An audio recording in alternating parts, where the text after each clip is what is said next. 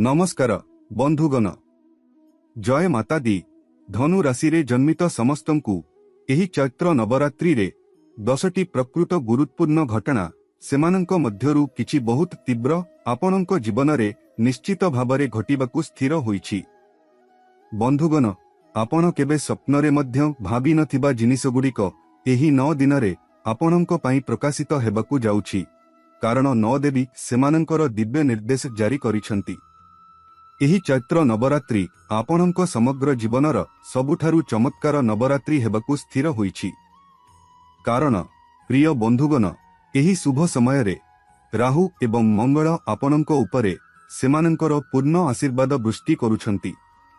एवं जेतेबेले राहु केतु एवं शनि दयालु हुअंती धन एते प्रचुर परिमाण रे प्रवाहित हुए जे जने व्यक्ति कष्टरे एहाकु संभाली पारे। आखि पिछुड़ाके जने व्यक्तिंको जीवन जने गरीबंको जीवनरु राजांको जीवन रे परिणत होई पारे। बंधुगण आपण घर घर बुली मिठा बांटबे, कारण एही चैत्र नवरात्रि रे आपणंको पई एते अपार आनंद अपेक्षा करिछि। तथापि सतर्क रुहंतु, कारण एही समय रे विभिन्न नकारात्मक शक्ति मध्य आपणंकु परास्त करिबाकु चेष्टा करिबो। मु भलो भाबरे जाने जे तुमर शत्रु माने तुम पछपटे कार्य करुछंती, तुमको नष्ट करिबा पई निरंतर विभिन्न रणनीति व्यवहार करुछंती। केतेबेले सेमाने तुम विरुद्धरे कला जादू किंबा पूजार्चना करंती, केतेबेले सेमाने निंदा एवं निंदा करंती। तथापि एही शत्रु माने अपरिचित नुहंती, सेमाने तुमरो निज लोक जेउ माने तुम प्रति गभीर ईर्षा एवं घृणा पोषण करंती। बंधुगण तुम जीवन विषय रे मु निश्चित भावरे गोटिए कथा देखिछि जे तुमे केबे पराजय स्वीकार करिना हो, तुमे सर्वदा शेष पर्यंत लड़ुछ। किंतु जेतेबेले तुम विरुद्धरे ठिया होइतिबा लोक माने तुमरो निज प्रियजन होई जानती, सेतेबेले जने कोन करि परिबे? तुमे समग्र विष विरुद्धरे लढि परिबो, किंतु तुमे किपरि तुमरो निज संपर्कीयंक विरुद्धरे लढि परिबो? सेही लोक माने जाहांक पई तुमे तुमरो धन बलिदान देइथिल, जाहांक पई तुमे निज मुहरु खाद्य मध्य त्याग करिथिल, तुमे तुमरो रक्त एवं झाल बुहाइल, जाहाद्रा तुमरो प्रियजन माने खुशी होई परिबे एवं दुख सेमानंक जीवनरु दूर करि हेबो।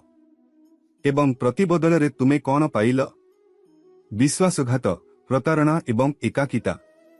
जेतेबेले तुमरो आवश्यकता थिला एही प्रियजन माने लांगुड़ बुली पड़ाई गले, किंतु बंधुगण यथेष्ट होई गला।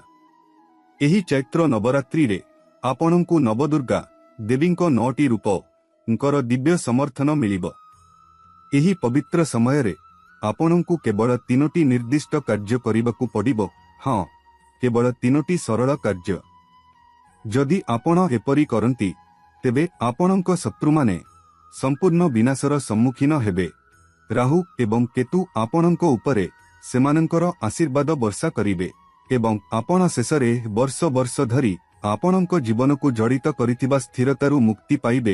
एक चिरस्थायी दारिद्र्य अवस्था जेउठारे धन आसीबा मात्रे आपणंक आंगुठी देई खसी जाए एवं आपणंकर समस्त कठिन परिश्रम पानी रे पड़ी जाए।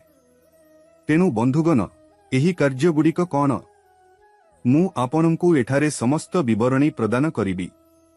मु आपणंकु एहा मध्य कहिबी जे आपण कोन करिबा उचित नुहे। तेनु एही भिडियो रे आरंभरु शेष पर्यंत मो सहित रुहंतु। किंतु आमे आरंभ करिबा पूर्वरु माता रानींको प्रकृत भक्त दयाकरी एही भिडियो को लाइक करिबाकु भूलंतु नहीं। प्रथमे एवं सर्वोपरि जदि आपण माता रानींको प्रकृत भक्त तेबे आगकु बढ़ंतु एवं एबे भिडियो को लाइक करंतु। तापरे तळे थिबा मंतव्य बाक्सरे एक सच्चा हृदय एवं सत्य भक्ति सहित 3 थर जय माता दी लिखंतु। बंधुगण माता रानी आपणंकर प्रत्येक इच्छा पूर्ण करिबे। से आपणंकर खाली कोड़कु आशीर्वाद रे पूर्ण करिबे। एही चैत्र नवरात्रि समय रे माता रानी निजे तांकर उपस्थिति रे आपणंक घरकु सौंदर्यमय करिबे। तेनु आगकु बढ़ंतु, जय माता दी लिखंतु। एबे बंधुगण आसंतु आमे जानिबा जे आपणंक ग्रह एवं नक्षत्र माने आपणंक पई कोन रखिछंती एवं एही 9 दिन मध्यरे ଆପଣଙ୍କ ପାଇଁ କ'ଣ ଆନନ୍ଦ ଅପେକ୍ଷା କରିଛନ୍ତି। ବହୁତ ଧ୍ୟାନ ଦେଇ ଶୁଣନ୍ତୁ ବନ୍ଧୁଗଣ। ପ୍ରଥମ ଏବଂ ସବୁଠାରୁ ଆଶ୍ଚର୍ଯ୍ୟଜନକ ଘଟଣା ହେଉଛି ଏହି ଚୈତ୍ର ନବରାତ୍ରି ସମୟରେ ଆପଣଙ୍କ ନିକଟତମ ଲୋକଙ୍କ ମୁହଁରୁ ମୁଖା ଖସିଯିବ। ଆପଣ ଯେଉଁ ବ୍ୟକ୍ତିଙ୍କୁ ବିଶ୍ୱାସ କରନ୍ତି, ଯାହାଙ୍କୁ ଆପଣ ଆପଣଙ୍କ ହୃଦୟ ଦେଇଛନ୍ତି, ଯାହାଙ୍କ ପାଇଁ ଆପଣ ନିଜର ଜୀବନ ବଳିଦାନ ଦେବେ, ସେହି ବ୍ୟକ୍ତି ବର୍ଷ ବର୍ଷ ଧରି ଧୀରେ ଧୀରେ ଆପଣଙ୍କୁ ନଷ୍ଟ କରିଆସୁଛି। ବନ୍ଧୁଗଣ, ଏହି ତିକ୍ତ ସତ୍ୟ ଏହି ଚୈତ୍ର ନବରାତ୍ରି ସମୟରେ ଆପଣଙ୍କ ନିକଟରେ ପ୍ରକାଶିତ ହେବ। ଆପଣ ଏହା ଜାଣିପାରିବେ, ଆପଣ ଶେଷରେ ବୁଝିପାରିବେ ଯେ କିଏ ପ୍ରକୃତରେ ଆପଣଙ୍କର ନିଜର ଏବଂ କିଏ ଅପରିଚିତ। ତଥାପି ବନ୍ଧୁଗଣ, ଏହା ଏକ ବଡ଼ ଆଘାତ ଭାବରେ ଆସିବ।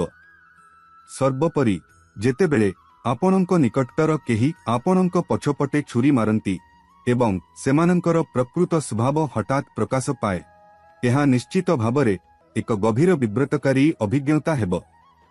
ତଥାପି ବନ୍ଧୁମାନେ, ଯଦିଓ ଏହି ସତ୍ୟ ତିକ୍ତ, ଏହା ଜାଣିବା ଆପଣଙ୍କ ପାଇଁ ସମ୍ପୂର୍ଣ୍ଣ ଜରୁରୀ। ଥରେ ଆପଣ ଜାଣିବା ପରେ ଆପଣ ଆଗକୁ ବଢ଼ିବା ପାଇଁ ଆପଣଙ୍କ ଜୀବନକୁ କିପରି ନେଭିଗେଟ୍ କରିବେ ଏବଂ ଆପଣ ପ୍ରକୃତରେ କାହା ଉପରେ ବିଶ୍ୱାସ କରିପାରିବେ ସେ ବିଷୟରେ ସ୍ପଷ୍ଟତା ପାଇବେ। ଆପଣଙ୍କ ହୃଦୟ ଭାଙ୍ଗି ପଡ଼ିପାରେ, ମୁଁ ତାହା ବୁଝିପାରୁଛି, କିନ୍ତୁ ଏହି ପ୍ରକାଶନ ଆବଶ୍ୟକ। କେତେକ ସମୟରେ ଆମେ ଯେତେ ଶୀଘ୍ର ଏକ ତିକ୍ତ ସତ୍ୟକୁ ଉନ୍ମୋଚନ କରିବୁ, ତାହା ଆମ ଜୀବନ ପାଇଁ ସେତେ ଭଲ। ଏବଂ ବର୍ତ୍ତମାନ ତାହା ହିଁ ଘଟୁଛି। ବର୍ତ୍ତମାନ ବନ୍ଧୁମାନେ, ମୁଁ ପରବର୍ତ୍ତୀ ଗୁରୁତ୍ୱପୂର୍ଣ୍ଣ ଘଟଣା ଆଡ଼କୁ ଅଗ୍ରସର ହେଉ। ବହୁତ ଧ୍ୟାନ ଦେଇ ଶୁଣନ୍ତୁ ବନ୍ଧୁମାନେ। ଆଜିକାଲି ବାୟୁମଣ୍ଡଳ ଏବଂ ପୃଥିବୀରେ ନକାରାତ୍ମକ ଶକ୍ତି ଏବଂ ଶକ୍ତି ଯେପରି ପ୍ରଭାବଶାଳୀ ହୋଇଛି, ସେଥିପାଇଁ ଆପଣ ନିଜକୁ ସୁରକ୍ଷା ଦେବା ପାଇଁ ସତର୍କତା ଅବଲମ୍ବନ କରିବା ଉଚିତ। ଚୈତ୍ର ନବରାତ୍ରି ସମୟରେ କୌଣସି ନିର୍ଜନ, ଅଶୁଭ କିମ୍ବା ନକାରାତ୍ମକଚାର୍ଜିତ ସ୍ଥାନଗୁଡ଼ିକୁ ପରିଦର୍ଶନ କରିବାରୁ ଦୂରେଇ ରୁହନ୍ତୁ, ଅନ୍ୟଥା ପରିଣାମ ଆପଣଙ୍କ ପାଇଁ ଅତ୍ୟନ୍ତ ଗୁରୁତର ହୋଇପାରେ। ନକାରାତ୍ମକ ସତ୍ତା ଯେପରିକି ଭୂତ, ଆତ୍ମା କିମ୍ବା ଦୌରାତ୍ମ୍ୟକାରୀ ଶକ୍ତି ଆପଣଙ୍କ ଉପରେ କବଜା କରିପାରେ। ତେଣୁ ଦିନରେ ହେଉ କିମ୍ବା ରାତିରେ ନିର୍ଜନ ସ୍ଥାନକୁ ଯିବା କିମ୍ବା ଗଛ ତଳେ ବସିବା କଡ଼ାକଡ଼ି ଭାବରେ ଏଡ଼ାଇବା ଉଚିତ। ଦୟାକରି ଏହି ନିର୍ଦ୍ଦିଷ୍ଟ ବିନ୍ଦୁକୁ ଅତ୍ୟନ୍ତ ସତର୍କତାର ସହିତ ମନେ ରଖନ୍ତୁ। ଏହା ବ୍ୟତୀତ ବନ୍ଧୁମାନେ, ଆପଣଙ୍କ ବିଛଣା ବିଷୟରେ। ହଁ, ଏହା ଠିକ୍ ଆପଣଙ୍କ ନିଜ ବିଛଣା। ଆପଣ ସକାଳେ ଉଠି ସତର୍କତାର ସହିତ ଆପଣଙ୍କ ବିଛଣା ସଫା କରନ୍ତୁ, ସେଥିରେ ବିଛଣା ଚାଦର ସଜାନ୍ତୁ। ତଥାପି ବନ୍ଧୁମାନେ, ଦୟାକରି ମନେ ରଖନ୍ତୁ ଯେ ଏହା ମଧ୍ୟ ଏକ ସମୟ ଯେତେବେଳେ ନକାରାତ୍ମକ ଶକ୍ତି ବିଶେଷ ଭାବରେ ସକ୍ରିୟ ଥାଏ। ଆପଣ ଆପଣଙ୍କର ବିଛଣାକୁ କିଛିଟା ବିଗିଡ଼ି ଅବସ୍ଥାରେ ଛାଡ଼ିବା ଉଚିତ। ନିଶ୍ଚିତ କରନ୍ତୁ ଯେ କିଛି ନା କିଛି ଏହା ଉପରେ ପଡ଼ି ରହିଛି। କାରଣ ଯଦି ବିଛଣା ସମ୍ପୂର୍ଣ୍ଣ ସଫା ଏବଂ ଖାଲି ରହିଥାଏ, ତେବେ ଏହି ନକାରାତ୍ମକ ଶକ୍ତି ଏହାକୁ ସେମାନଙ୍କ ପାଇଁ ସ୍ୱତନ୍ତ୍ର ଭାବରେ ପ୍ରସ୍ତୁତ କରାଯାଇଥିବା ପରି ଅନୁଭବ କରିପାରନ୍ତି, ଯେପରି ବିଛଣାକୁ କେବଳ ସେମାନଙ୍କ ବ୍ୟବହାର ପାଇଁ ଏତେ ସୁନ୍ଦର ଏବଂ ସଫା ରଖାଯାଇଛି। ଫଳସ୍ୱରୂପ ଏପରି ଏକ ନକାରାତ୍ମକ ବ୍ୟକ୍ତି ସେହି ବିଛଣାରେ ସ୍ଥାୟୀ ବାସସ୍ଥାନ ଗ୍ରହଣ କରିପାରେ, ଏହାକୁ ସବୁଦିନ ପାଇଁ ନିଜର ଘର କରିପାରେ। ତେଣୁ ବନ୍ଧୁମାନେ, ଏହା କରିବା କଡ଼ାକଡ଼ି ଭାବରେ ଏଡ଼ାଇବା। ଆପଣଙ୍କ ବିଛଣାକୁ ଅତି କମରେ ଟିକେ ବିଗିଡ଼ି ରଖିବାକୁ ନିଶ୍ଚିତ କରନ୍ତୁ। ବର୍ତ୍ତମାନ ପରବର୍ତ୍ତୀ ଗୁରୁତ୍ୱପୂର୍ଣ୍ଣ ଘଟଣା ବିଷୟରେ। ବର୍ତ୍ତମାନ ବିଭିନ୍ନ ଦୁର୍ଭାଗ୍ୟଜନକ ଘଟଣା ଏବଂ ଦୁର୍ଘଟଣା ବାରମ୍ବାର ଘଟୁଛି, ଯେପରିକି ଯାନବାହନ ଦୁର୍ଘଟଣା, ଚାଲିବା ସମୟରେ ଲୋକମାନେ ପଡ଼ିଯିବା, ଧଡ଼ି ଚଢ଼ିବା ସମୟରେ ଝୁଣ୍ଟି ପଡ଼ିବା, ବିଦ୍ୟୁତ୍ ଆଘାତ ପାଇବା କିମ୍ବା ନିଆଁ ଲାଗିବା। ବନ୍ଧୁଗଣ, ଆପଣମାନେ ଗତ କିଛି ଦିନ ମଧ୍ୟରେ ଏପରି ଘଟଣା ବୃଦ୍ଧି ପାଇଥିବେ, କାରଣ ବର୍ତ୍ତମାନର ସମୟ ନକାରାତ୍ମକ ଶକ୍ତି ଦ୍ୱାରା ପ୍ରଭାବିତ, ଯେଉଁଠାରେ ତନ୍ତ୍ର ଏବଂ ମନ୍ତ୍ରର ପ୍ରଭାବ ବାୟୁ ଏବଂ ଆଖପାଖର ଶକ୍ତିରେ ବ୍ୟାପି ରହିଛି। ତେଣୁ ଆପଣଙ୍କୁ ଏହା ପ୍ରତି ସତର୍କ ରହିବାକୁ ପଡ଼ିବ ଏବଂ ଆପଣଙ୍କୁ ପ୍ରତ୍ୟେକ ପାଦକୁ ସତର୍କତାର ସହିତ ପ୍ରତ୍ୟେକ ମୋଡ଼ରେ ତଲିବା ସହିତ ଅତ୍ୟନ୍ତ ସତର୍କତାର ସହିତ ଆଗକୁ ବଢ଼ିବାକୁ ପଡ଼ିବ। ତେଣୁ ପୂର୍ଣ୍ଣ ଧ୍ୟାନ ସହିତ ଗାଡ଼ି ଚଲାନ୍ତୁ। ଯଦି ଆପଣ ଏକ ଢଳା ଚଢ଼ୁଛନ୍ତି, ତେବେ ସତର୍କତାର ସହିତ ତାହା କରନ୍ତୁ।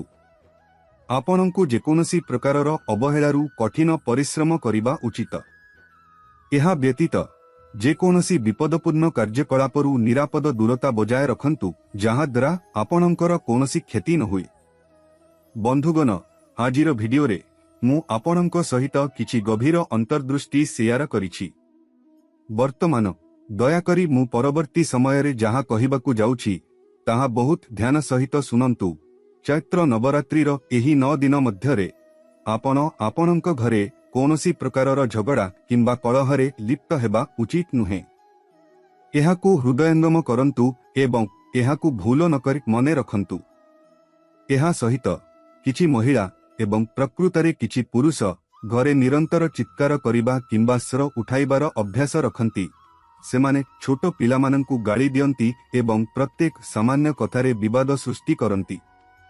ତଥାପି ଯଦି ଆପଣ ଏହି 9 ଦିନ ମଧ୍ୟରେ ଏପରି ଆଚରଣ କରନ୍ତି, ତେବେ ଆପଣ ନିଶ୍ଚିତ ଭାବରେ ପ୍ରତିକୂଳ ପରିଣାମର ସମ୍ମୁଖୀନ ହେବେ। ଦେବୀ ମାତା ଆପଣଙ୍କ ଉପରେ ଅସନ୍ତୁଷ୍ଟ ହେବେ। ଲକ୍ଷ୍ମୀଙ୍କ ଆସୁଥିବା ଆଶୀର୍ବାଦ ଆପଣଙ୍କ ଘରୁ ଚାଲିଯିବ। ସବୁଠାରୁ ଗୁରୁତ୍ୱପୂର୍ଣ୍ଣ କଥା ହେଉଛି, ଆପଣଙ୍କ ଘରେ ବାସ କରୁଥିବା ପରିବାର ଦେବୀ, କୁଳଦେବୀ ଏବଂ ପରିବାର ଦେବତା, କୁଳଦେବତା ମଧ୍ୟ ଆପଣଙ୍କ ଉପରେ କ୍ରୋଧିତ ହେବେ। ତେଣୁ ବନ୍ଧୁମାନେ, ଆଜିଠାରୁ ଏକ ଦୃଢ଼ ସଂକଳ୍ପ ନିଅନ୍ତୁ। ଚୈତ୍ର ନବରାତ୍ରିରେ ଆପଣଙ୍କ ଘରେ କୌଣସି ପ୍ରକାରର ବିବାଦ କିମ୍ବା କଳହ ସୃଷ୍ଟି ନ ହୁଏ ତାହା ନିଶ୍ଚିତ କରନ୍ତୁ। ଏହା ମନେ ରଖନ୍ତୁ, ମାତା ଲକ୍ଷ୍ମୀ ସର୍ବଦା ଏପରି ଘରେ ରହିବାକୁ ପସନ୍ଦ କରନ୍ତି ଯେଉଁଠାରେ ଏକ ଆନନ୍ଦମୟ ପରିବେଶ ରହିଥାଏ, ଯେଉଁଠାରେ ସମସ୍ତେ ହସି ହସି ଜୀବନଯାପନ କରନ୍ତି ଏବଂ ଖୁସିରେ ଜୀବନ ପାଳନ କରନ୍ତି, ତାହା ଚୈତ୍ର ନବରାତ୍ରି ହେଉ କିମ୍ବା ବର୍ଷର ଅନ୍ୟ କୌଣସି ଦିନ। ମୁଁ ଆଶା କରୁଛି ଆପଣ ମୋର ବାର୍ତ୍ତାକୁ ସ୍ପଷ୍ଟ ଭାବରେ ବୁଝିପାରିଥିବେ। ଆଜିର ଭିଡିଓ ପାଇଁ ଏତିକି। ଯଦି ଆପଣଙ୍କର କୌଣସି ପ୍ରଶ୍ନ ଅଛି କିମ୍ବା କୌଣସି ଅସୁବିଧାର ସମ୍ମୁଖୀନ ହୁଅନ୍ତି, ଦୟାକରି ମନ୍ତବ୍ୟ ବିଭାଗରେ ପଚାରିବାକୁ ସଂକୋଚ କରନ୍ତୁ ନାହିଁ।